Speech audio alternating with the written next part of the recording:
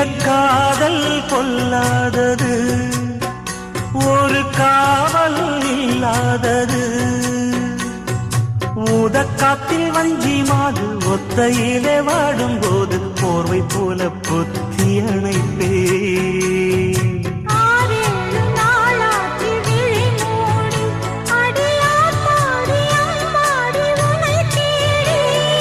நீதானே மானே என் இளஞ்சோடி, உனை நீங்காது என்றும் என் உயிர் நாடி.